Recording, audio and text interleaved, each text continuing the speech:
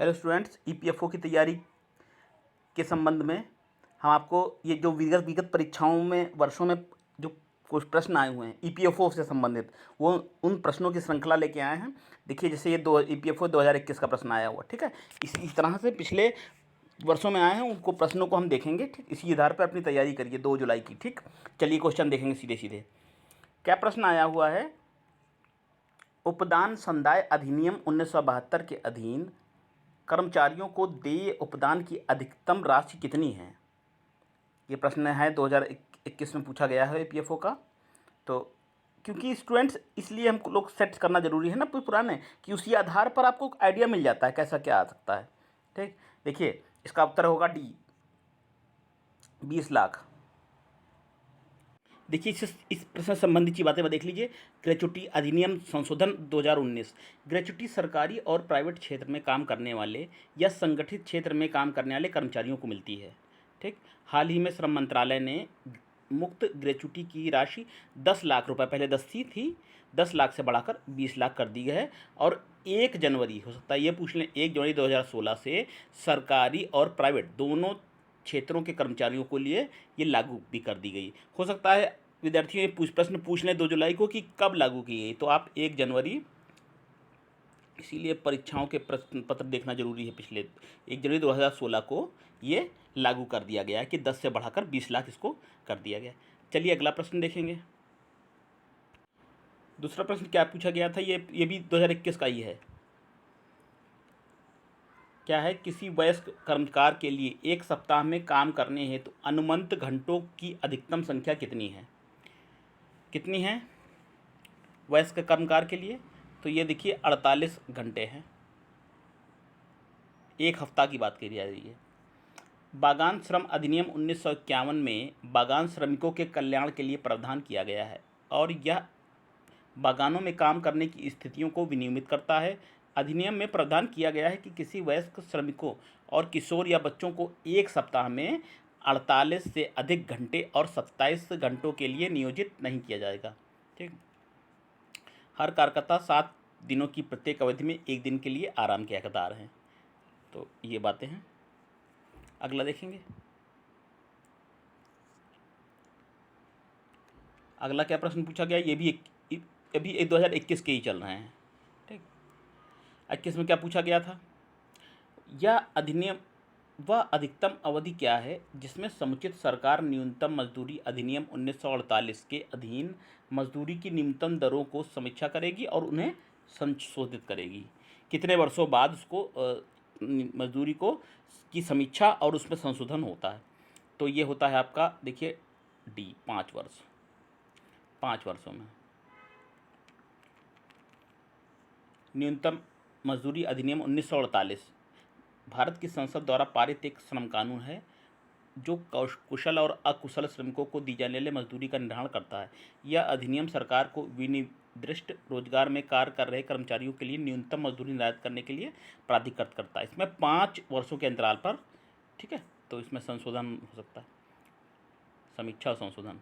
अगला क्या पूछा गया था? अगला देखिए, अगला है, ये भी 21 का, ये भी चल रहा है। कारखाना अधिनियम 1948 के अनुसार कुमार एडोलिसेंट कौन है? कुमार एडोलिसेंट कौन है?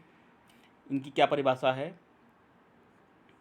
देखिए, जिसमें 15 वर्ष की आयु पूरी कर ली हो किंतु 18 से कम आयु का हो।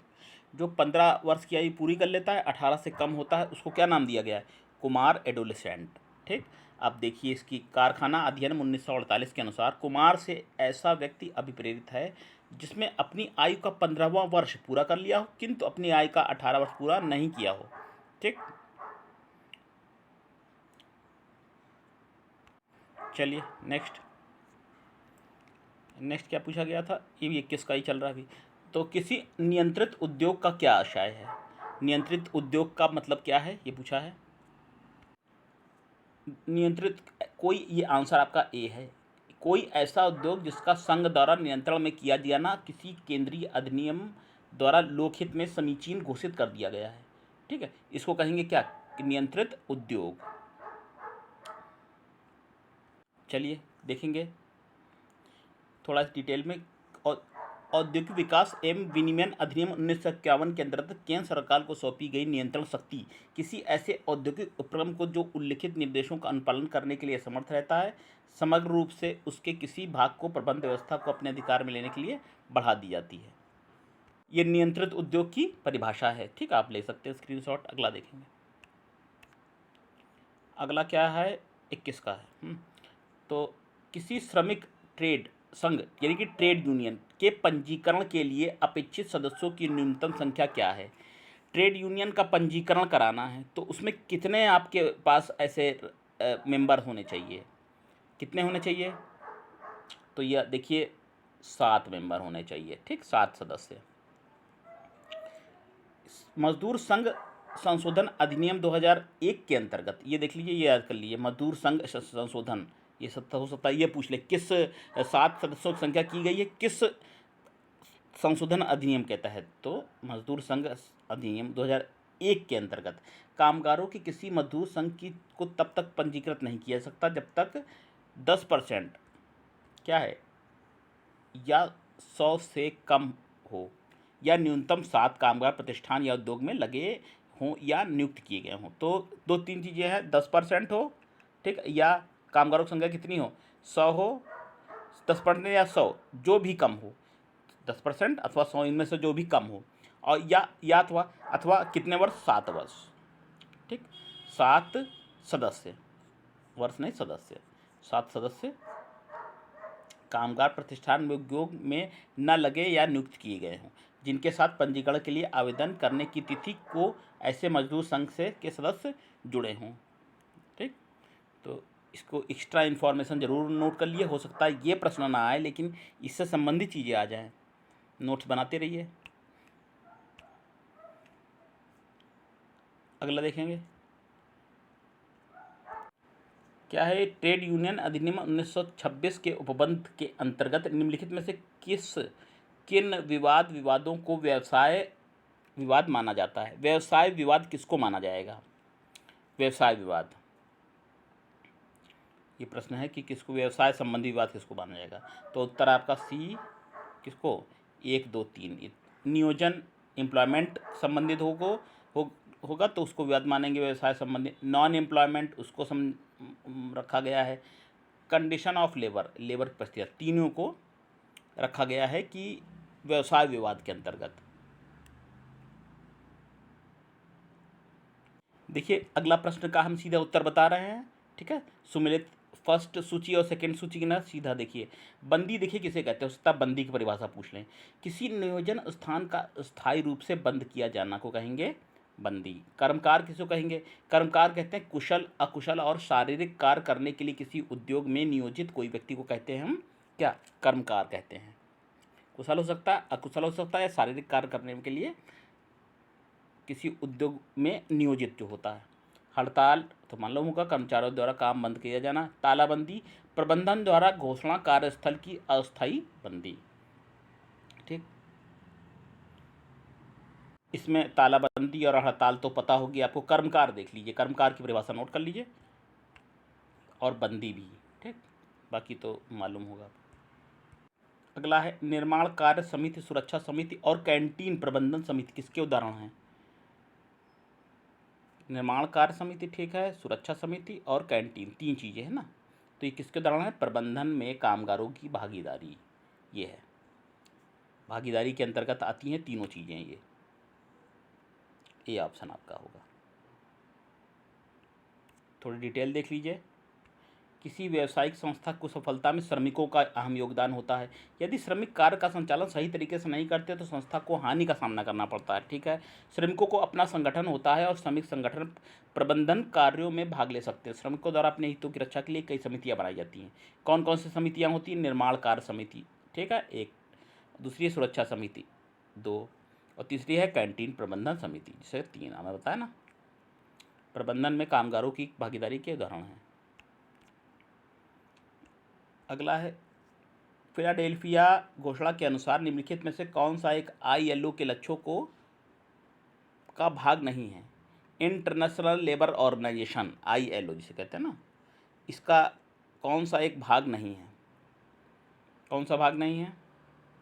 देखिए, श्रमिक एक वस्तु नहीं है, labour is not a commodity, ये बात सही है। तो ये इसका भाग नहीं है। और अभिव्यक्ति की स्वतंत्रता और संघ की स्वतंत्रता सतत विकास हेतु अनिवार्य है। स्वतंत्रता अनिवार्य है, अभिव्यक्ति की हो चाहे संघ की हो, ये भी सही है। किसी भी स्थान पर गरीबी हर एक स्थान पर संपन्नता के लिए खतरा है। गरीबी संपन्नता के लिए खतरा है बता रहा है, ये भी सही है। गरीबी के खिलाफ जंग के लिए या आवश्यक है कि प्रत्येक राष्ट्र के अंदर इसमें निरंतर उत्साह से लड़ा जाए, जो पूरी तरह से सरकार का दायित्व है। इसमें चौथा नंबर यानी डी को नहीं माना गया है। डी को लक्ष्य घोषित नहीं किया गया है कि केवल सरकार का दायित्व है, ये गलत है। ठीक, बाकी तीनों लिए गए हैं। ये नोट कर लीजिएगा। ILO के 126वां सम्मेलन कब हुआ था? जो 1944 में हुआ था। ठीक, इनके 3 लक्ष्य भी देख लीजिएगा। श्रमिक वस्तु नहीं है, और किसी भी स्थान पर गरीबी हर एक स्थान पर संपन्नता के लिए खतरा है। ठीक, ये तो 3 पॉइंट इनको नोट कर लीजिएगा। जो ILO की बैठक के 126वां सम्मेलन हुआ था 1944 में। इम्पॉर्टेंट पॉइंट्स को स्टूडेंट वीडियो पॉज करके नोट कर लीजिएगा। ये सब आपको मिलेंगे, इसमें से काफ़ी प्रश्न मिलेंगे, विश्वास रखिए। रॉबर्ट हॉक्सी द्वारा चिन्हित संघवाद के 5 कार्यमूलक प्रकारों में से निम्नलिखित में से कौन सा एक अपवाद है? तो रॉबर्ट हॉक्सी द्वारा चिन्हित संघवाद के 5 कार्यमूलक सिद्ध प्रकार हैं, 5 प्रकार हैं। तो उनमें से कौन अपवाद है? यह अपवाद है आपका डी, विकासवादी संघवाद। ठीक, रॉबर्ट हॉक्सी द्वारा जो कार्यमूलक प्रकार देखिए कौन कौन से हैं, ये हैं, नोट कर लीजिए। इससे प्रश्न बन सकता है। रॉबर्ट हॉक्सी द्वारा चिन्हित 5 कार्यमूलक निम्न हैं। 5 कार्यमूलक कौन कौन से हैं? व्यापार संघवाद, ठीक, क्रांतिकारी संघवाद, स्वार्थ चालित संघवाद, अनुकूल संघवाद और निर्भयता संघवाद। ठीक है, तो ये पाँचों देख लीजिएगा। इस पाँचों से संबंधित कोई प्रश्न हो सकता है, पूछ लें आपको रॉबर्ट हॉक्सी द्वारा। इसमें देखिए विकास संघवाद शामिल नहीं है, तो आपका डी उत्तर सही था।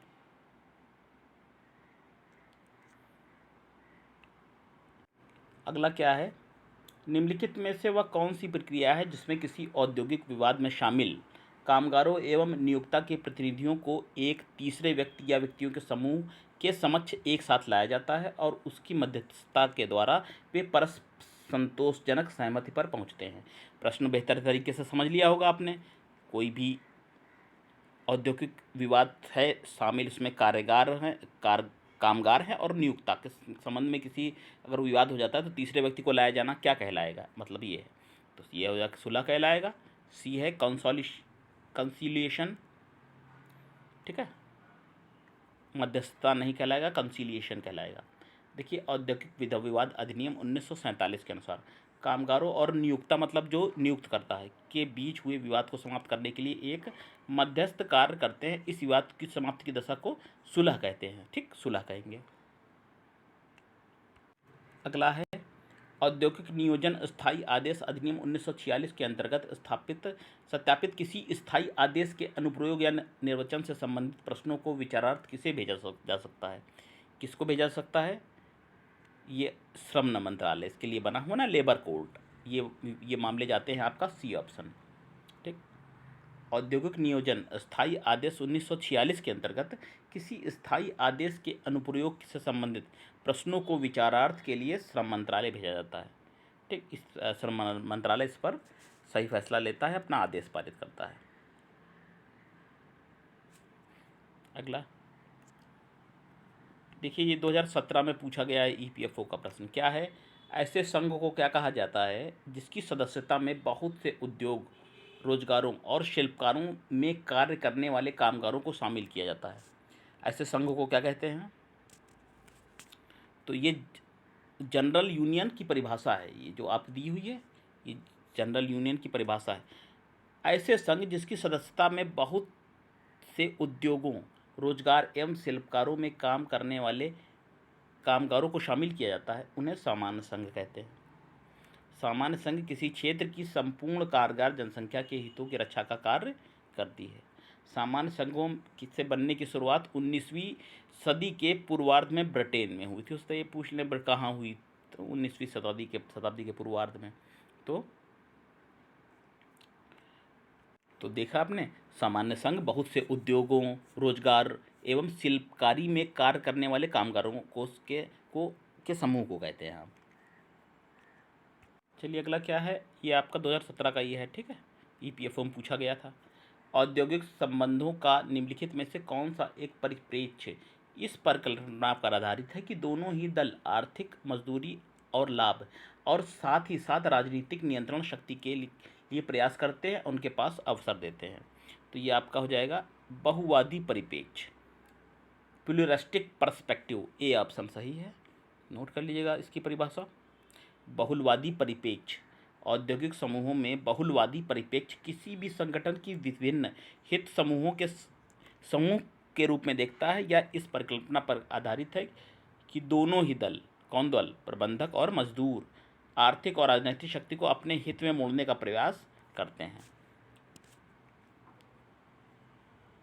अगला देखिए, अगला है डॉक्टर आयक्रॉड का सूत्र किसके निर्धारण से संबंध रखता है। डॉक्टर आयक्रॉड का सूत्र देखिए, ये न्यूनतम मजदूरी से संबंधित है आपका, ऑप्शन नंबर बी। डॉक्टर आयक्रॉड का सूत्र न्यूनतम मजदूरी के निर्धारण से संबंधित है। इसके अंतर्गत क्या है, आवश्यकता आधारित मजदूर निर्धारण पर मुख्य फोकस दिया जाता है। तो डॉक्टर आयक्रॉड के सूत्र में क्या है, आवश्यकता आधारित मजदूरी निर्धारण, इस पर ध्यान केंद्रित किया जाता है। कौन कौन सी है आवश्यकताएं, भोजन, आवास, वस्त्र या अन्य बिंदुओं पर ध्यान दिया जाता है। तो इनमें डॉक्टर आयक्रॉड का सूत्र के अंतर्गत क्या है, भोजन है, आवास है, वस्त्र और अन्य बिंदु हैं।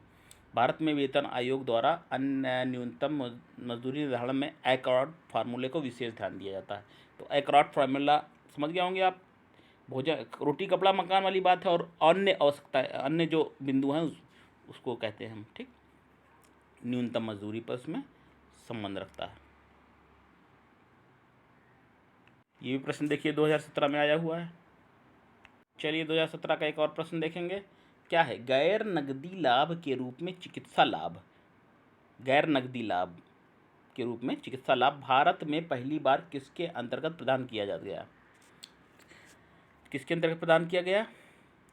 तो ये आपका कर्मचारी राज्य बीमा अधिनियम 1948 के तहत, ठीक, गैर नगदी लाभ कामगारों को कर्मचारी राज्य बीमा अधिनियम 1948 के तहत प्रथम बार दिया गया आपका 1948 के कर्मचारी राज्य बीमा अधिनियम के अंतर्गत दिया गया। कर्मचारियों को इसके लिए कार्ड बनवाना पड़ता है, जिसको ESI कहते हैं, ESI कार्ड कहते हैं। इसके अंतर्गत चिकित्सा सेवाएं प्रदान होती है। इसमें चिकित्सा हित लाभ उपलब्ध कराने का दायित्व किसका होता है, राज्य सरकारों का होता है। तो नोट कर लीजिएगा प्रश्न, ये कर्मचारी राज्य बीमा अधिनियम 1948 में, जिसमें गैर नकदी लाभ के रूप में चिकित्सा लाभ दिया जाता है 1948। चलिए एक और देखें, कौन सा एक कर्मचारी, ये आपका 2012 में पूछा गया है, ठीक है, EPFO, कौन सा कर्मचारी भविष्य निधि एवं प्रकीर्ण उपबंध अधिनियम 1952 के अंतर्गत नहीं आता है।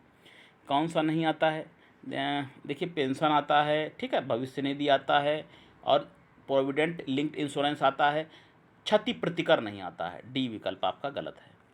1952 के अधिनियम के अंतर्गत क्षति प्रतिकर नहीं आता है, तीनों चीज़ें आती हैं, ये पॉइंट बना के नोट कर लीजिएगा। 1952 के प्रकीर्ण उपबंध अधिनियम कर्मचारी भविष्य निधि के अंतर्गत।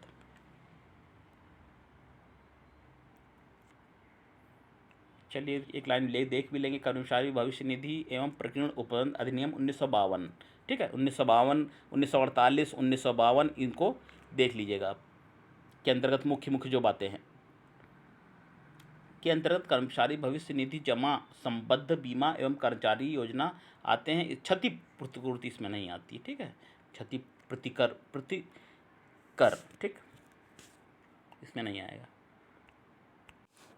नेक्स्ट देखिए, कर्मकार प्रतिकर अधिनियम 1923 के बारे में कौन सा कथन सत्य है बताना है, ठीक है, इस चीज़ पे ध्यान दीजिएगा, सत्य है सत्य नहीं है, कौन सा कथन सत्य है। तो ये आपका हो जाएगा सत्यवाद, बी ऑप्शन आएगा। इसका नाम 2009 में बदलकर कर्मचारी प्रतिकर अधिनियम हो गया। तो नोट कर लीजिएगा, कर्मकार प्रतिकर अधिनियम 1923, इसका नाम क्या बदल के कर 2009 में कब किया गया? 2009। ये प्रश्न हो सकता है पूछ ले कब किया गया? 2009 में इसका नाम बदलकर क्या कर दिया गया? कर्मचारी प्रतिकर अधिनियम। ठीक, इससे रिलेटेड प्रश्न ये हो सकता है, ये कर दिया गया, बाकी ये नहीं है। तो हम फिर से पढ़े देते हैं, कर्मकार प्रतिकर अधिनियम 1923 का नाम कर्मकार प्रतिकर अधिनियम 2009 द्वारा बदलकर कर्मचारी प्रतिकर अधिनियम कर दिया गया है। ठीक है, बाकी गलत है विकल्प। अगला क्या है? कौन सा एक विधान व्यापक सामाजिक सुरक्षा विधान है? बताना है, व्यापक सामाजिक सुरक्षा विधान कौन सा है? तो बिल्कुल सही बात है, जिसकी आप तैयारी कर रहे हैं, कर्मचारी भविष्य निधि एवं प्रकीर्ण उपबंध अधिनियम। इससे क्या होता है? कर्मचारी की को भविष्य की सुरक्षा मिलती है। कर्मचारी भविष्य निधि प्रकीर्ण अधिनियम एक सामाजिक सुरक्षा विधान है। इसके अंतर्गत भविष्य निधि योजना आती है, बीमा योजना आती है और पेंशन, 3 चीज़ें आती हैं। ये देख लीजिएगा, भविष्य निधि आएगी, ठीक है, और दूसरी क्या आएगी? बीमा योजना आएगी और पेंशन योजना आएगी। जो सामाजिक सुरक्षा का व्यापक विधान 3 चीज़ें हैं, भविष्य निधि, बीमा योजना और पेंशन योजना। आगे अब 2012 का देखिए प्रश्न देखेंगे हम, क्या है 2012 में आया? उपदान संदाय अधिनियम 1972 के अधीन देय उपादान की अधिकतम सीमा क्या है? तो यह आपकी सी विकल्प है, 10 लाख। उपदान संदाय अधिनियम 1972 के अंतर्गत देय उपदान की अधिकतम सीमा 10 लाख थी, जो वर्तमान समय में, पहला ही प्रश्न हमने आपको बताया था। ठीक है, पहला प्रश्न 1972 के अधीन, ये नोट कर लीजिएगा, पूरा पॉइंट ये से लिख लीजिएगा। उपदान संदाय अधिनियम 1972 के तहत पहले जो सीमा थी वो 10 लाख थी, जो वर्तमान में कितनी कर दी गई है? 20 लाख। पहला ही प्रश्न मैंने आपको बताया था कितनी हो गई है, अब 20 लाख हो गई है, पहले कितनी थी? 10 लाख। ठीक, तो घुमा फिरा कर उसी से संबंधित चीज़ें पूछ लेते हैं विद्यार्थियों।